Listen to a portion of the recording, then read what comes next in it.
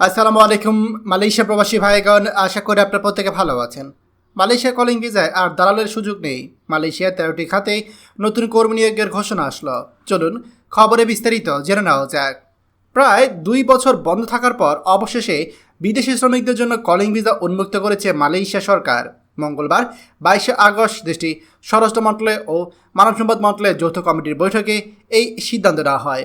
এতে করে বাংলাদেশের মতো শ্রমনির্ভর দেশগুলো আবারও নতুনভাবে মালয়েশিয়াতে কর্মী পাঠানোর সুযোগ পাচ্ছে। মালয়েশিয়া সরকার এবার দালালকে কোনো প্রশ্রয় দেবে না। সরকার এবার স্পষ্টভাবে জানিয়ে দিয়েছে, সঠিক কোম্পানি ও অফিসিয়াল এজেন্সি ছাড়া কোনো দালাল বা অননুমোদিত এজেন্টের মাধ্যমে কলিং ভিসা পাওয়া সম্ভব নয়।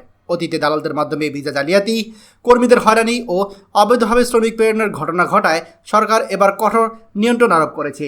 এই কারণে শ্রমিকদেরকেও সতর্ক থাকতে বলা হয়েছে, যেন তারা ভুয়া দালাল বা অপ্রমাণিত কোম্পানি ফাঁদে না পড়েন।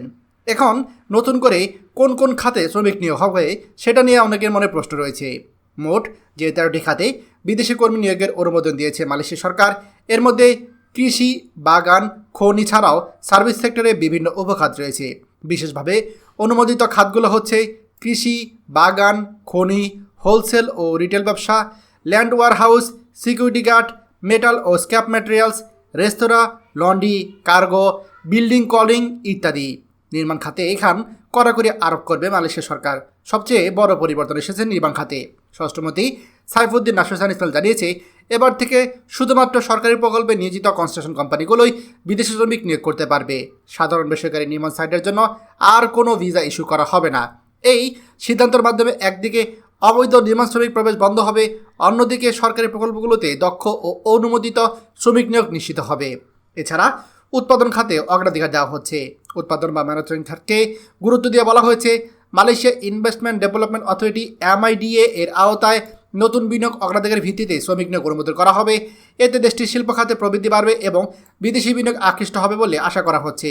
আগে সরাসরি নিয়োগকর্তা কিংবা বিভিন্ন এজেন্টের মাধ্যমে শ্রমিক নিয়োগ করা হলেও এবার থেকে আর সেই সুযোগ থাকছে না। শুধুমাত্র অফিসিয়াল অনুমোদিত এজেন্সি আবেদন করতে পারবে। সব আবেদন ফরেন ওয়ার্কার্স টেকনিক্যাল কমিটি যাচাই বাছাই করবে। যাচাই শেষে চূড়ান্ত অনুমোদন দেবে যৌথ কমিটি। মালয়েশিয়া কলিং ভিসা দীর্ঘদিন বন্ধ থাকার কারণে বাংলাদেশে হাজার হাজার শ্রমিক দেশিতে কাজের সুযোগ থেকে বঞ্চিত হয়েছিল। অনেকে অবৈধভাবে প্রবেশ করে বিপাকে পড়েছিল। এবারের সিদ্ধান্ত তাদের জন্য নতুন সুযোগ হলেও অনেক রকমের কঠিন শর্ত দেওয়া হয়েছে। সুযোগগুলোর মধ্যে রয়েছে 13টি খাত উন্মুক্ত হচ্ছে। এখানে বিশেষ করে সার্ভিস ও কৃষি খাত চালু হচ্ছে। তবে চ্যালেঞ্জ রয়েছে, যেমন কনস্ট্রাকশন সেক্টরে ভিসা সীমিত করা হয়েছে। তবে এবার অনেকটা ঝুঁকি কমবে, যেমন দালাল ও অনুমোদিত এজেন্টের দূরত্ব কমবে, ফলে ভিসা জালিয়াতি ও শ্রমিক হয়রানি কমে যাবে। তবে অর্থনৈতিক দিক থেকে এটা অনেক গুরুত্বপূর্ণ একটা বিষয়। যেমন মালয়েশিয়ার নিজ দেশের শিল্প ও সরকারি অবকাঠামো খাতকে নিয়োগের অগ্রাধিকার দিয়ে তাদের অর্থনীতিকে শক্তিশালী করতে যাচ্ছে। আর এই জন্য বাংলাদেশি শ্রমিক তাদের সব থেকে বেশি পছন্দ। এখন দেখার বিষয়, বাংলাদেশ কি আদৌ এই সুযোগটি লুফে নিতে পারবে? খবরটি আমাদের মালয়েশিয়া প্রবাসী সকল ভাইদের সাথে এখনই শেয়ার করে সবাইকে এই গুরুত্বপূর্ণ খবরটি যারা সুযোগ করে দিন। আর আপনি যদি আমাদের এই চ্যানেল নতুন হয়ে থাকেন, অবশ্যই আমাদের চ্যানেলটিকে সাবস্ক্রাইব করুন মালয়েশিয়ার সকল গুরুত্বপূর্ণ খবরাখবর সবার আগে পাওয়ার জন্য। ধন্যবাদ সবাইকে। আমাদের সকল ভিডিও আপডেট সবার আগে পেতে আমাদের চ্যানেলটিকে সাবস্ক্রাইব করুন। সাবস্ক্রাইব করতে সাবস্ক্রাইব বাটনে ক্লিক করুন এবং বেল আইকনে চাপুন, যাতে আমাদের কোনো নতুন ভিডিও আপনি মিস না করুন।